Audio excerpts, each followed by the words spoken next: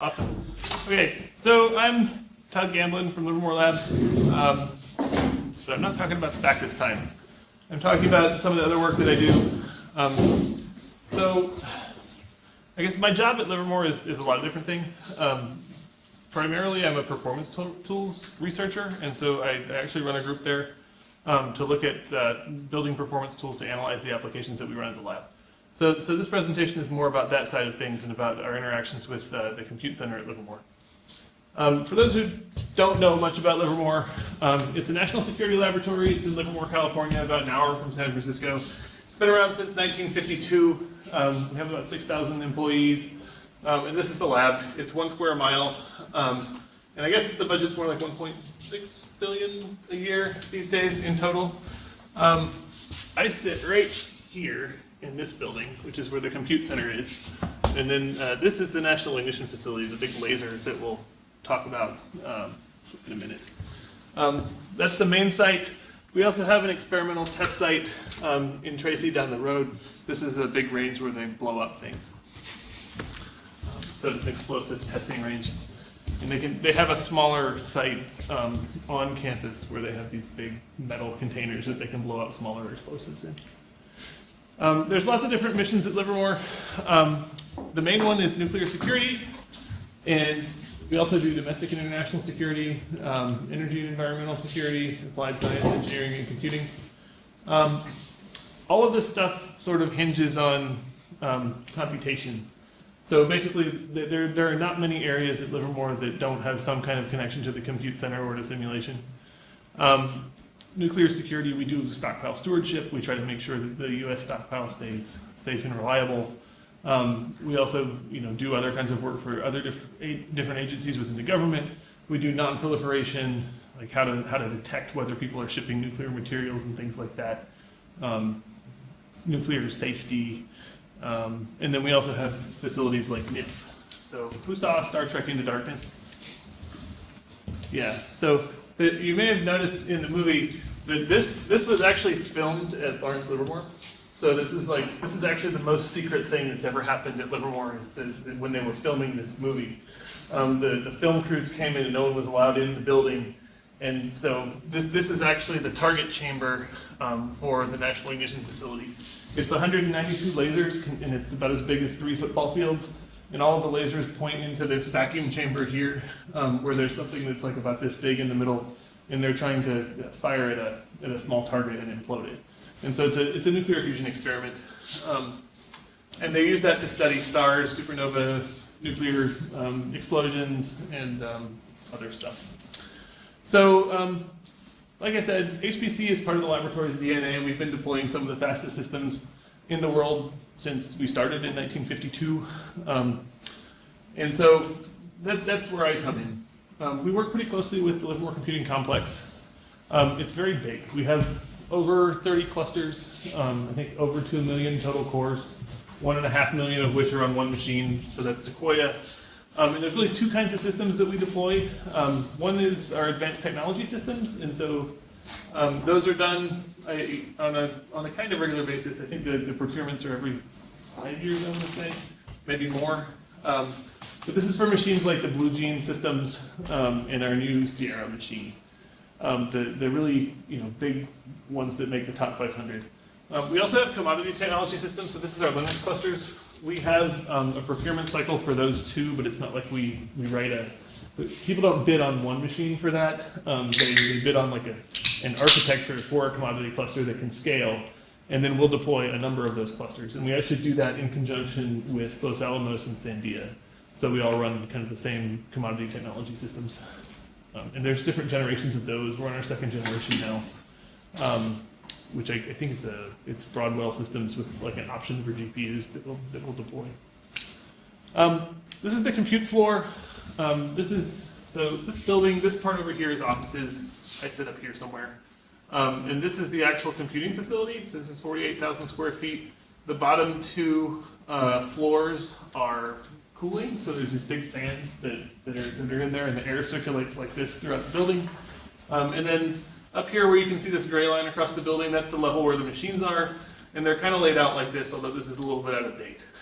The Sequoia system is here. It's right next to the Vulkan system, which is about a quarter the size.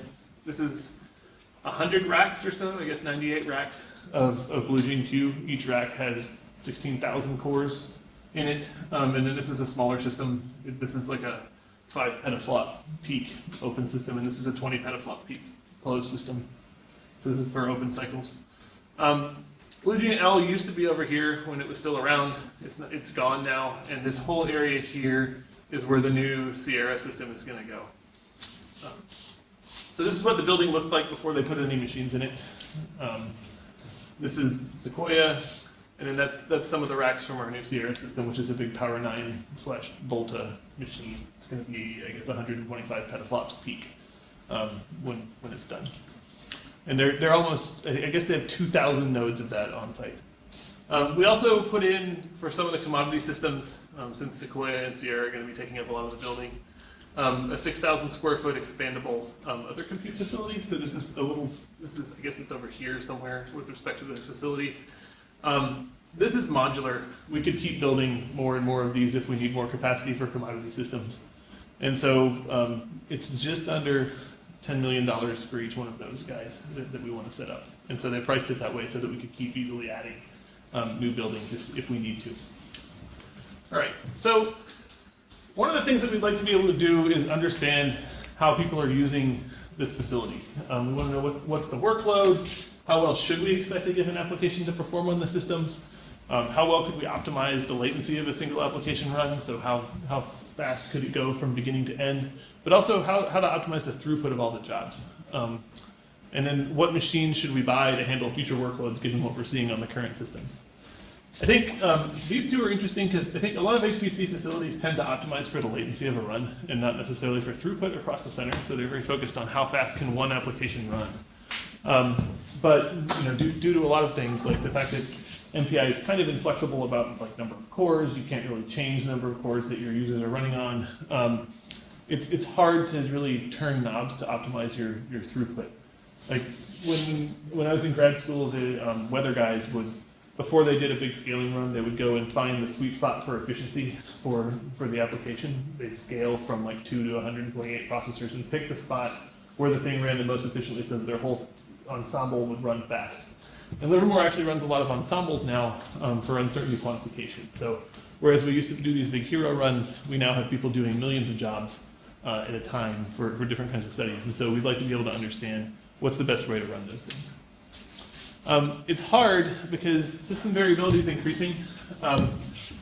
It's not really clear that you can do one run of an application and make any kind of statement about how it's going to run all the time on your facility. There's all kinds of shared resources, like the network and the file system are shared, the memory bus is even shared on node as the nodes get more dense. And there's a lot of processor manufacturing variability that we're even starting to see. At the application level, also, we have some applications that are non-deterministic. Not most of them, but some actually have some non-determinism in the compute. And then there's a lot of data-dependent algorithms. So the performance properties of a particular application, especially some of the multiphysics codes that we run, may depend very strongly on the problem that you're trying to solve. It's not just it's not a static workload. And so we'd like to be able to characterize this stuff more in aggregate, and that means that we have to study lots of runs. So we have, or at least I'm involved with, a lot of different programs to try to understand how we can manage performance data better. So we're building a cluster called Sonar and the data analysis tool called ScrubJ to try to process all this data that we collect from the facility. And there's also a couple projects I'm involved with for doing things like predicting the performance of jobs and doing some auto-tuning of jobs in our system. So I'm going to talk about these different projects. So I mentioned that we see a lot of variability on our systems. This is a plot showing the same application, so PF3D, it's a big laser plasma interaction code. It does a bunch of distributed FFTs. So there's a laser going in the Z direction, and there's a bunch of planar all-to-alls happening as this thing runs. So it's a bandwidth-bound code. So this one is actually more sensitive to network bandwidth or network performance than a lot of codes. But you can see that we ran this on 2 BlueGene systems, so Mira and Intrepid. These are both at Argonne. So one's a BlueGene P and one's a BlueGene Q. And we ran it on Hopper, which is a Cray system, an older Cray at NERSC that predates Cori. But you can see that the performance on the Cray, this is the same run done on different days of the month for, I think, a couple months. The performance is pretty much the same on the BlueGene systems every time you run that, but on the Cray systems it goes back and forth as much as 50% in terms of how much network bandwidth that you actually get. And the reason for that is that on the BlueGenes you get an isolated network with every job partition, and since the BlueGenes are gone, that's not really how things are going to be in the future. All of our future systems are going to share their network. And on the Crays you actually share the network. So this is what was happening.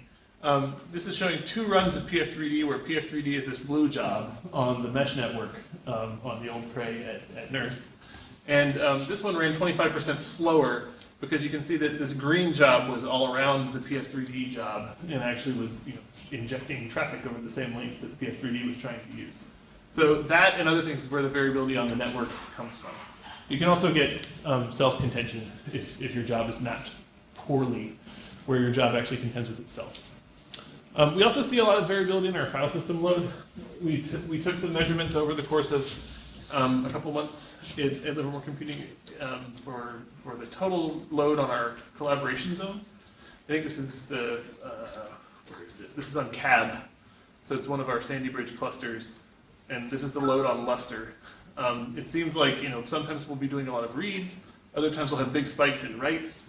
But it's pretty variable over time what our codes are doing on the file system. And also, the users will observe this. Occasionally, when a big job is really hitting the file system, they won't be able to list their home directory, and the performance of other jobs will be affected on the system. So we see that fairly frequently. And we'd like to be able to understand where this stuff is coming from and how to predict it. So we're building a system called Sonar, where we're trying to collect data from the HPC Center and from the applications. And really, this involves a whole lot of different data collection mechanisms that we have to bring together in one database. And so at the center level, we're collecting core instructions. We might collect bandwidth information from the node down at the OS level. We can collect data from network switches, and we have rack level temperature sensors. And then finally, we also have power consumption logs and statistics from the facility. We use a tool called Pi. I guess it's a commercial tool. Inside the application, we can collect things, we can collect timings. So most of our larger codes will have timings around the different physics phases, and they'll have their own timer libraries and things. We're building a tool called Caliper, which is actually open source and on GitHub right now, to try to bring together a lot of these user space measurements and to associate them with each other, so that we can do things like collect, we can associate things that happen within job allocations or with MPI or maybe a sample profiler, things like that we can associate with the particular physics phases in the code. And Caliper tries to keep a context in memory so that every measurement actually gets stamped with the appropriate context record, so that we can say, okay, that sample that you took in your performance profiler, it was in this physics phase, or here's the semantics from the application that had to do with that. It had to do with this allocation or this array. So that's a lot of information. We're taking all of this stuff and trying to bring it together into a data cluster. And so right now, we have 2 clusters deployed in our collaboration zone and our restricted zone. We have 3 networks. There's 2 open ones, which are the CZ and the RZ. The restricted zone is a little more restricted than the collaboration zone. And then the SCF is our classified side. We're putting all of this data into Cassandra. And so we chose Cassandra because it has good ingest performance, and also because it's a big column store. We can basically take for all of these different types of measurements and keep adding as many columns as we want to it. It's very easy to do that without modifying the schema or having to keep track of the schema for everything that we're collecting. And the idea there is that we would take all this data in and then figure out how to analyze it later. Because we don't, if we had to design analyses for all the data, then we would, it's kind of a chicken and egg problem, and so we just want to get the data in one place. We're using Spark on top of that to analyze things, and then we have this ScrubJ engine that I'll talk about in a minute for queries. And we'd like to have Jupyter on top of all of that as an analysis framework. And so the goal of this is really to make performance analysis look a whole lot more like data analysis, and to leverage the billions of dollars in industry investment in data analysis tools. I think, coming from the performance tools world, there are a lot of very targeted performance tools that have like their own measurement component, their own file format, and their own GUI. And typically, what you find is that if you really want to get the analysis done, you can look at what's going on in the profiler or whatever, and your next question relies on some piece of data from some other part of the system. And so we'd like to make a system where, if you look at the data, you can easily ask the next question and get the full analysis done. The hard part about deploying stuff like this at a compute center is the security. In our HPC environment, we have to maintain separation between the data from different users. And admins can see more than just their own data, but our admins don't necessarily have time to go and do performance analysis research. But our researchers don't necessarily have permissions or the ability to see export control stuff in the system. So we'd like to be able to expose as much as we can to people so that they can get some useful analysis done. Currently, or at least before we deployed this, we were in more of an all or nothing situation where basically like only the admins can see all the data. The users can't do anything with it, but they're the ones who could actually analyze. So we're trying to make this available as a service to users. We've built an authentication framework into Cassandra. Cassandra is kind of nice because it has user manageable permissions. If you make a table or a namespace in Cassandra, it's yours, and you can actually delegate administration of that to your users. So that's the kind of thing we like because it scales. And we can let the users manage their own data. And we put authentication in there that maps the Cassandra identity to the identity in the Livermore Computing system. So I mean, it's the same as their account on the machine. And they can set sharing permissions and things in groups on their tables so that they can work within a research group. So how can we use this data to understand facility performance? Lots of different ways, but I'm going to talk about one way. Which is, let's see, I guess I'm going to talk about two.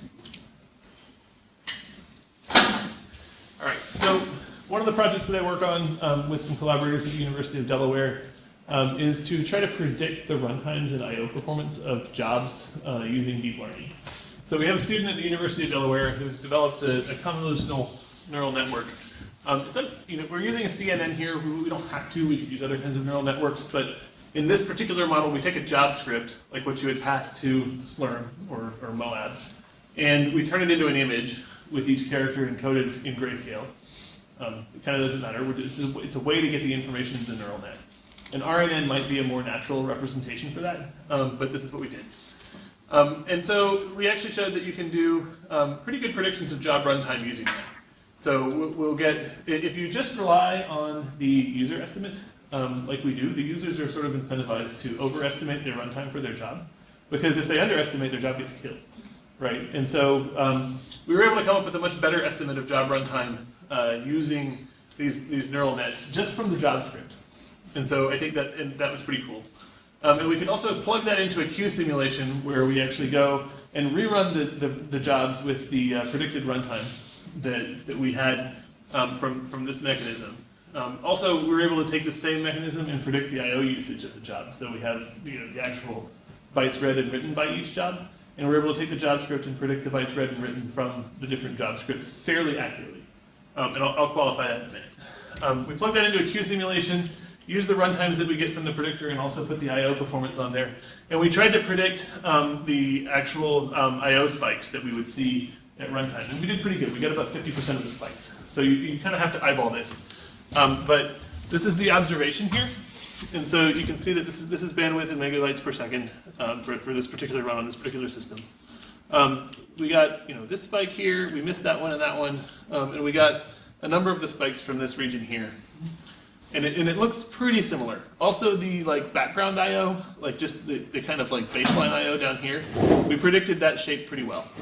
And so this is pretty cool because you could potentially use this with the scheduler to avoid at least some of the spikes, right? Like if you know that putting this in the system is going to cause you a spike later, then you could potentially take this method and make a different decision. So the future work here is hook this up to an actual scheduler and have it make different decisions, but we have not done that yet, or tried it in reality. So the other thing I'll say is that the jobs that we didn't predict here, the spikes that don't show up, those tended to be things where we're predicting with a horizon of 30 minutes. and it was like a high priority job that would come in the queue and just run right then. And so it's very hard to do much about that if your user has such high priority that they just run immediately. And so we were thinking that maybe we could do some work where we try to predict like a periodicity in the center and say like, okay, Fred comes in at 11 every day and runs a massive job and goes to lunch and then comes back and looks at his results. We could predict that kind of thing and maybe do something about the unexpected jobs. But I think it may be the case that you always have some unexpected stuff that happens in the center. But at least we could do a little better. So we'd like to be able to do I/O-aware scheduling. There's actually a project at Livermore called Flux to build a next generation resource manager. We're going to try to work with them where we incorporate predictions like this into the scheduling. The other thing that I guess I can say here is there are a lot of jobs. I mean, there's still a lot of variability in this second prediction, and there are a lot of jobs, that have exactly the same run script, but that still have a lot of variability because maybe they're traversing a directory to get their inputs, or the inputs are in the environment. And so we're looking into trying to improve these predictions by taking into account environment variables as well. So that's one thing we're doing. Can you? Yeah. What is in the job script? So in the job, that's basically like the script that they write that says I need this many cores, this many nodes, and here's how to run the program, right? It's basically the shell script that they use to launch their job. It's not, for example, an input file to a specific... It's not. So that's another good thing that we could do, is to work with the application developers and actually look at the input next. It's actually amazing doing accuracy like this just from the JavaScript. It's the JavaScript plus queue metadata, like the username and things like that. Okay. You have the Still. software, you have what they request. Then you can have like... you lost and still have huge variation. Well, but keep in mind though that we're also doing a pretty short time window. So like we're predicting like 30 minutes out, right? Like and so it's fairly close that So we're you often probably have a lot of users that submit a bunch Yeah. of jobs that are quite similar. That's true. Yeah, so we do have a lot of people who do ensembles, although some of them will try to do I think a lot of the variability comes from the fact that there are some users who try to run an ensemble all in one submission. They'll get a big allocation and they'll submit all their jobs, but they'll manage the jobs themselves within the allocation. But what you're basically doing is recognizing how certain people work, right? Yeah. I mean, like Adam always submits 12 jobs, and he always asks for 2 times as much roll time just to make sure. Yeah. While other people try to keep it shorter, and it's right. Yeah, it's cool. And we did an experiment where we tried to see how much extra information we're really getting from the JavaScript. We tried parsing the JavaScript and using like a traditional machine learning predictor, like a random parse or whatever. And then we took the same thing with the JavaScript. We get a little more accuracy with the neural net and the JavaScript. And I can't tell you whether that's because the neural net is just a better mechanism for doing predictions, or if it's because there's actually something that it's recognizing in their script, like whenever this guy's job runs 30 minutes longer, it's because he used like 2 additional white spaces in the one script or something like that. I'm not sure how much of that kind of thing we're picking up on. It would be cool to go and kind of dissect the data. I'm mostly interested in pursuing the ones where we get lots of variability for the same job script and seeing how much data we could add there and see how well we could do that with. And the prediction, the job runtime prediction, how? I don't understand what the plot is about. Is there, what the what is it about? just the 2 plots about user estimate and the prediction, the runtime? Yeah, so this one is showing, what is this plot? This is the actual runtime, Oh, okay. and this is the estimate here, and then this is the predicted runtime from the neural net. So this one has like a hard cutoff here because the user can't underestimate because it's just going to get cut off. And then this one is showing that there's error in both directions now. So we're at least closer. And most systems don't. Slurm is going to use the estimated runtime for all the jobs, which is an overestimate, to tell you when it expects your job to turn around. So we don't get a lot of satisfaction from our users about how the turnaround times are looking. We actually stopped telling that to people. Yeah, because it's not. Because it's bullshit. Yes, exactly. You're predicting the future, or the scheduler is trying to predict the future, and you just can't. Well, there's a lot of jobs that like they are predicted to run for like 3 hours, but they die in 2 seconds because something was wrong, things like that. And there's lots of new jobs coming in. Right. And so I think if you hook something like this up, you could get a much more accurate estimate if you get feedback over time. I think it would take some work and some actual a bigger team of people to get something working well. Okay. Another project that I work on is called Apollo. It's related to performance portability, and this kind of gets into the variability that you see inside of applications.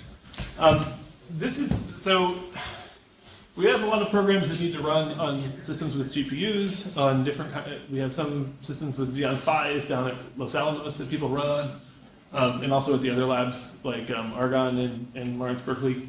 And there are a lot of different types of architectures where you need to run, and you may not want to use the same programming model on all of them.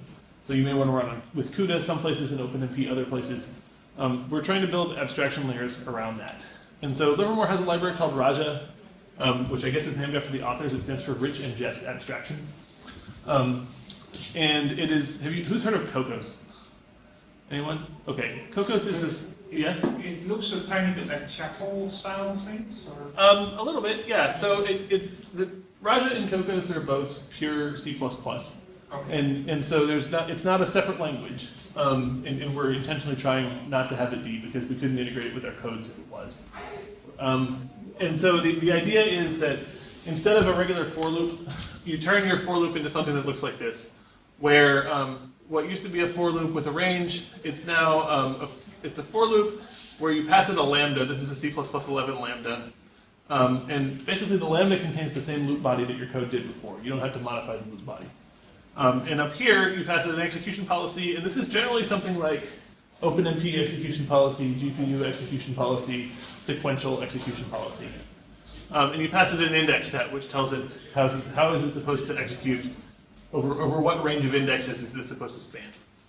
And basically, with the index set, the index is passed into the lambda, and you execute this thing for each index in that set. Cocos adds things like data structures to this, like it has its own ND array class. We have a lot of complicated data structures, and they're fairly well entrenched in our codes, and so Raja is designed to be dropped into a code without modifying the underlying data structures at all. We want to be able to schedule the loop around the data structure that's already there, rather than changing the whole paradigm to use a new data structure. What this is showing is for three different hydro codes. So Lulesh is it's a benchmark. It's a arbitrary Lagrangian shock benchmark. And Aries is an actual multi-physics code at Livermore that's used for ICF experiments. And then CleverLeaf is an AMR code. So that's a hydrodynamics code with adaptive mesh refinement using Livermore's Samurai library. This is showing the different kernels, or at least the top most variable kernels in those codes. And what you can see here is that like the runtime of the kernels, depending on what execution policy you plug in, this is showing the variation over different execution policies, can be orders of magnitude. And so depending on whether you want to run on the GPU or OpenMP or sequential, like choosing the right execution policy, it can make a big difference in your code. Obviously sequential is going to be slower in a lot of cases, right? But then sometimes you don't want to run sequential because you're processing on very small data. And so it's not worth it to spawn an OpenMP region. So the choice of what to put here in this template parameter, which is a static thing, is not always obvious. And so this gives you performance, I guess, tunability, but it doesn't really give you performance portability because nothing's choosing the execution policy for you based on the data, and it can depend on the data. So what we'd like to do is build a system that can select that. So we built a tool called Apollo. It's a Raja extension. And what it does is it takes a whole bunch of invocations of different loops in a code. And so we run the code once, we time all the different loops in there, and we basically make a model that depends on lots of different features. So we'll look at like the size of the index set, which is how big is the data that the loop is executing on. We'll look at the instruction mix of the loop. So we use dynints to go and dynamically pull out the instruction mix for the different loops. And other attributes.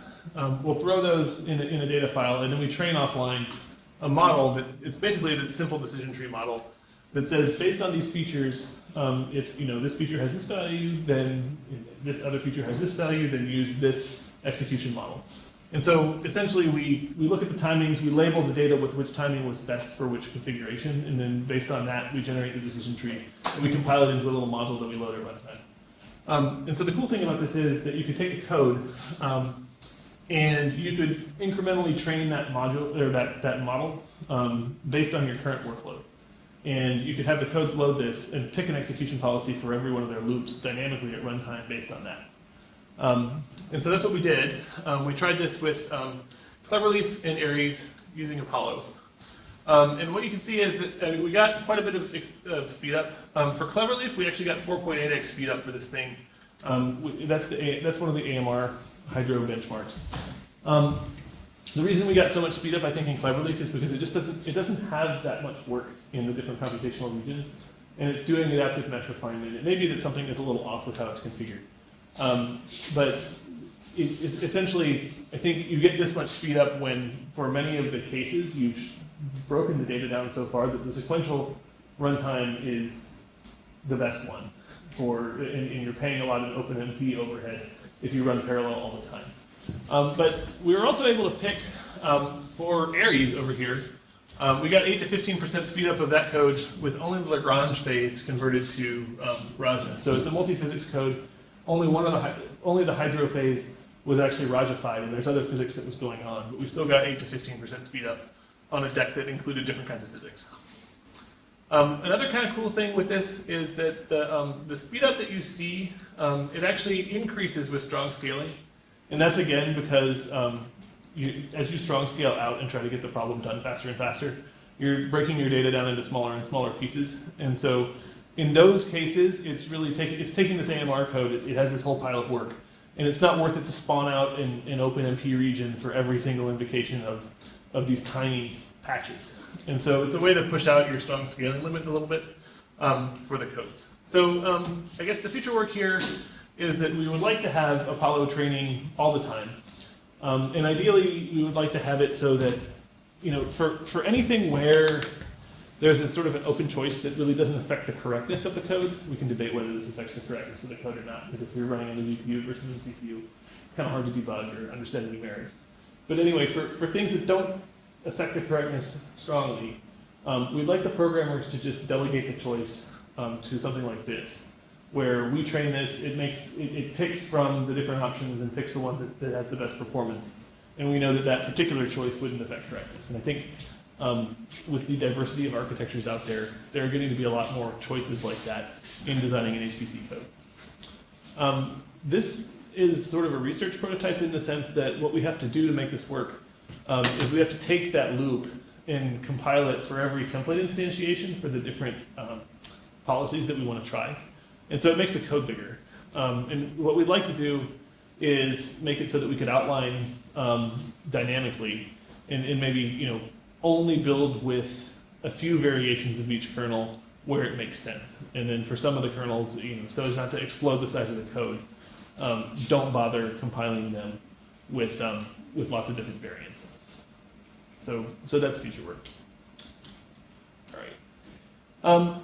And then finally, we have this project called Scrublay, where we're trying to understand the interactions between applications and the facility, or at least, I think a better way to put this is we're trying to bring all the data that we're collecting together in one place.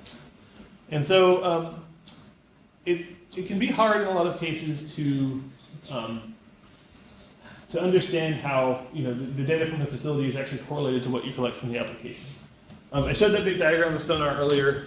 We're collecting some stuff from the nodes using LDMS, which is a lightweight monitoring service from Sandia. That's OS level, and it gives us a stream of counters, but they're not really associated with the user process.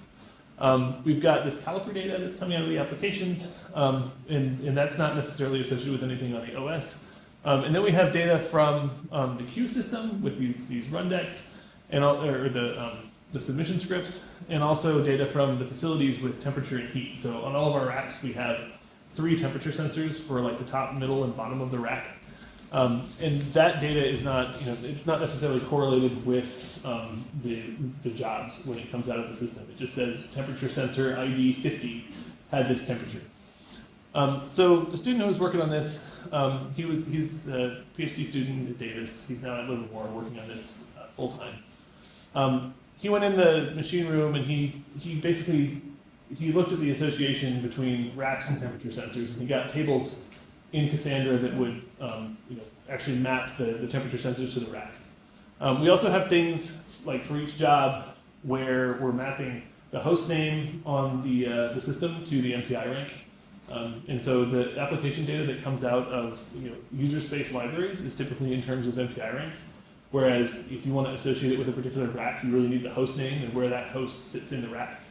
All of those associations can be really tedious to do, and they make the performance analysis take a really long time. So for this particular problem here, we want to know which applications are actually correlated with hot racks over time. So what's the hottest application? And so we had tables that looked like this, where we had a table that had the job, the range of time that it ran, and the nodes that it ran on. We had a node to rack mapping from some hard work in the actual facility where we had the nodes in the racks. And we had temperature data from the system that had the rack versus time versus temperature. And I think actually this is rack and level in the rack. To do this, we actually had to take these different tables and generate, so from job, time, range, and node list, we had to generate the node, what job was on it, and time. This is basically exploding the node list. Over here, we had to take the rack time and temperature and turn that into rack by time by heat, where the heat is basically it's the difference between the hot aisle and the cold aisle. They're trying to show how much heat was generated by the job and not the standing temperature of the aisle. Then we had to combine this data with the node by rack mapping so that we get rack, node, job, and then time. And so this is basically the association's been made here. You did a join. And we took that stuff, we got a rack by job list by time, so took the node stuff out. And then finally we took the rack time and heat, combined it with that, and we got rack, job list, time, and heat. And so using that, so this required like 6 hours of running, debugging, and validating all of this data. But we were able to put it together. And we decided we wanted to optimize that task. So instead of storing just the raw data in the database, we're now starting to store the semantics along with the data. So we will store like the type of data it is, whether it's a node list or what units it has, what domain the data is in. And so we define some transformations and combinations, basically ways to convert one type of data to another. So we're storing both data and functions that can transform one type of data to another in the database.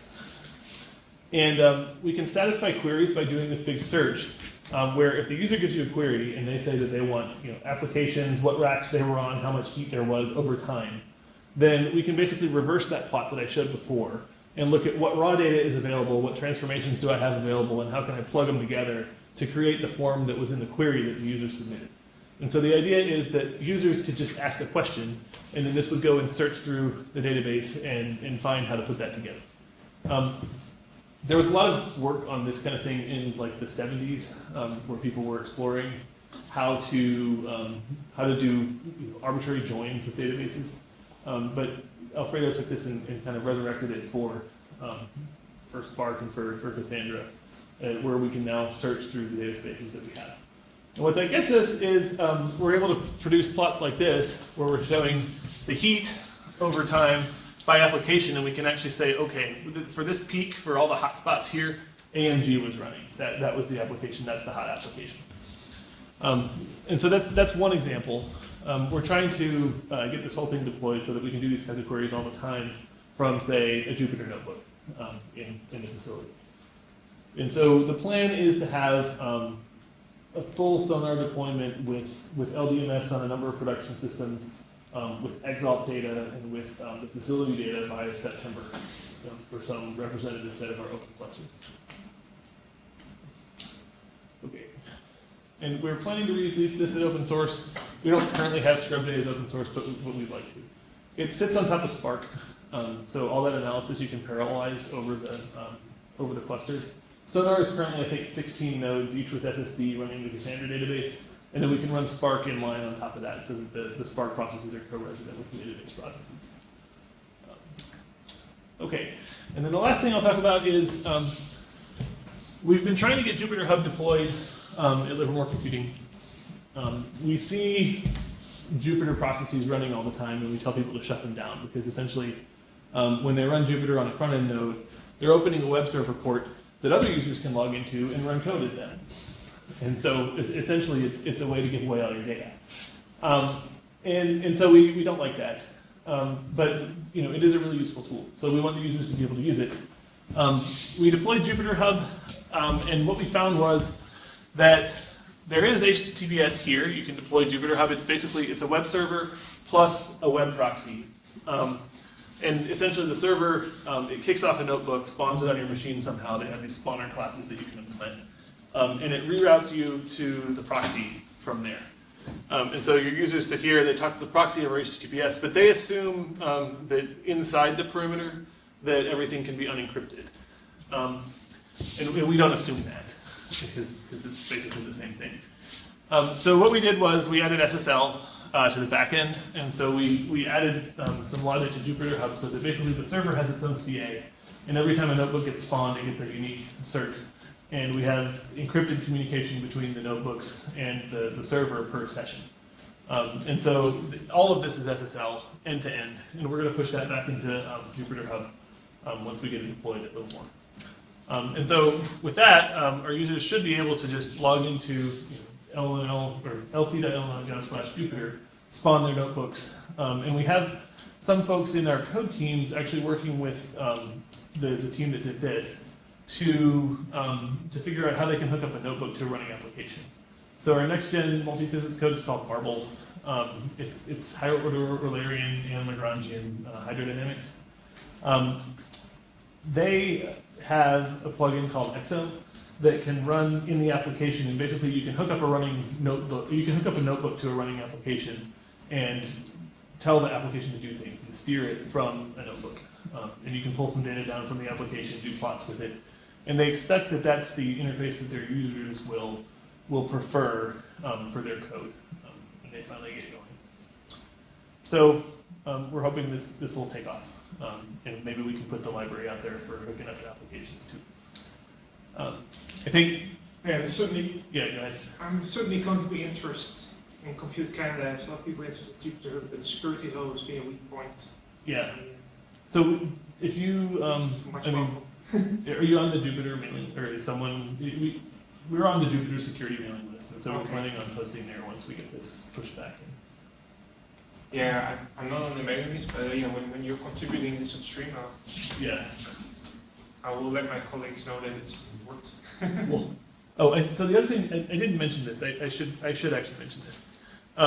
This is not only doing SSL, it's also running the notebooks as your user at the facility. So the notebooks are launched as whatever user you are logged into the web portal as. So you log in the web portal with your Livermore credentials, and then you tell it to spawn something on a node. It spawns on that node in your home directory as you, or in whatever directory you've navigated to in JupyterHub. So it's definitely, I mean, it matches our security model at least. All right, so we are hoping that all this stuff that we're doing will enable us to do center-wide HPC performance analysis. I don't think we're there yet where we have like a big summary of everything that goes on at the center, but we'd like to be. And I think we're trying to bring a lot of the industry tools for data analysis to bear on all the performance data that we have, because I think there is so much of it that we really have to do that to understand. Great. Thanks. Any questions? Yeah, sure. This is actually the details to stack. So Jupyter, the notebook that you spawn, right? Mhm. By SSL, right? Is this a system SSL or something that you ship? In this case, it's actually a cert that's, well, what do you mean? Is it, oh, you're saying with the, we would be using the system SSL in this case, which we keep updated. Yeah, that was my main question. Yeah. It was not- Yeah, so we should, although, I mean, Do you apply security patches for Jupyter? It's back, for example. so the environments that launch the notebook are managed by the facility. Although, we should probably visit that, because I think we do tell users that if they want to create a custom notebook, they can create their own virtual environment, and I think they have to install the notebook client there, or the notebook there. I'm not sure. I'd have to go look at the architecture and figure out if it's actually spawning the notebook using the Python that is in the user's virtual environment, or if it is spawning it with the system Python. Or I mean, we allow them to pick a version of Python that they want to install. I'm just forgetting whether we do that for all. I think we're launching a system Python install of that version. and not the user's Python. And they have to make sure that they're virtual and in sync with the system Python. And if it's that, then we can maintain the OpenSSL version. But if we let them just install whatever in their own virtual environment, then yeah, they could run an insecure OpenSSL version. It's hard, it would be hard for us to prevent that.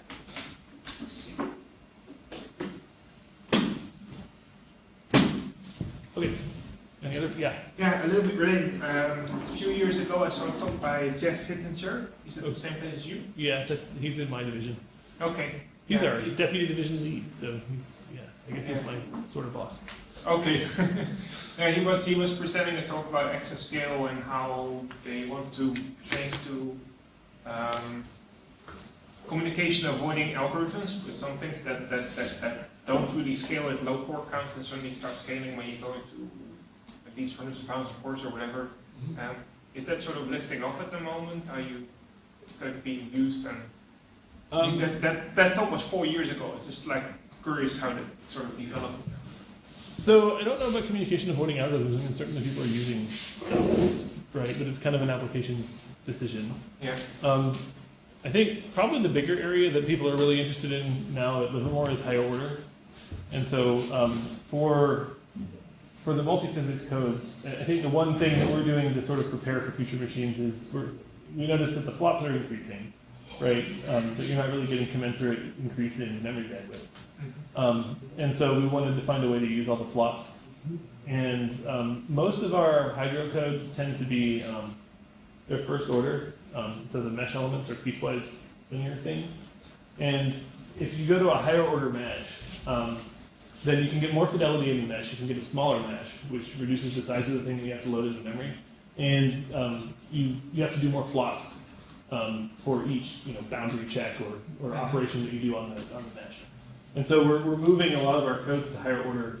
And we think that will be better balanced for future architectures where you have way more free flops and lower memory bandwidth. So, but communication avoiding, I mean, I guess you could call that communication avoiding because it's loading a smaller mesh, right? And the mesh is what gets communicated.